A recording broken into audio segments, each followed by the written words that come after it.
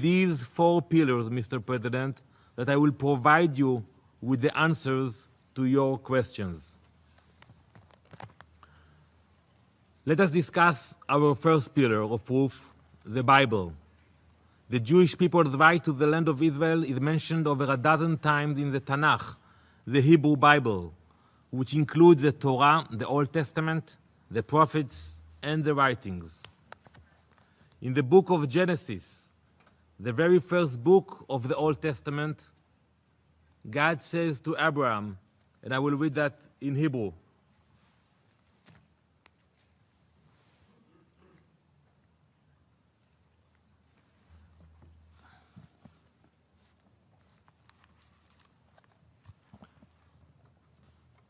והקמתי את בריתי ביני ובינך ובין זרעך אחריך לדורותם לברית עולם, להיות לך לאלוהים ולזרעך אחריך, ונתתי לך ולזרעך אחריך את ארץ מגוריך, את כל ארץ כנען לאחוזת עולם, והייתי להם לאלוהים. And I will now read the translation in English. And I will establish my covenant between me and you and your descendants after you, throughout their generations, for an everlasting covenant.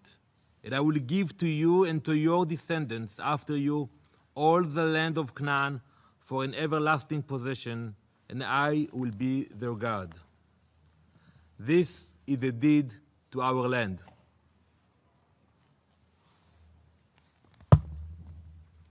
From the book of Genesis to the Jewish exodus from Egypt, to receiving the Torah on Mount Sinai, and to the realization of God's covenant in the Holy Land of Israel, the Bible paints a consistent picture. The entire history of our people and our connection to Eretz Israel begins right here.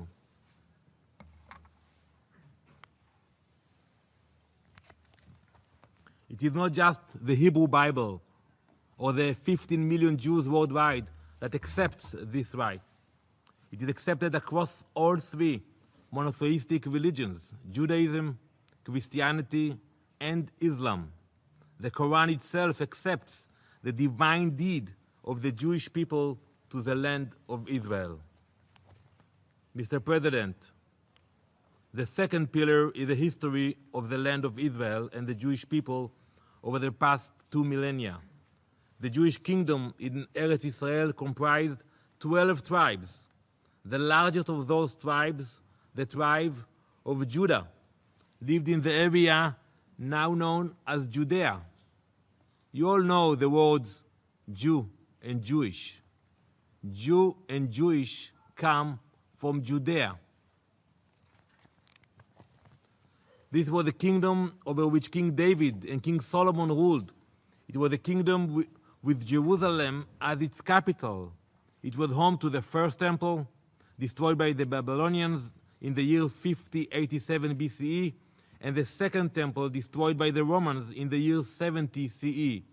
When the Romans destroyed the Jewish kingdom, they sent our people into the 2,000-year exile that kept most of us, not all of us, from our land. Even the Romans themselves admitted the land was ours. Those of you who visited Rome may recall that Emperor Titus famously commemorated his victory and the Jewish explosion by building an enormous arch on the Via Sacra in Rome. If you look in the arch, it includes an illustration of his men carrying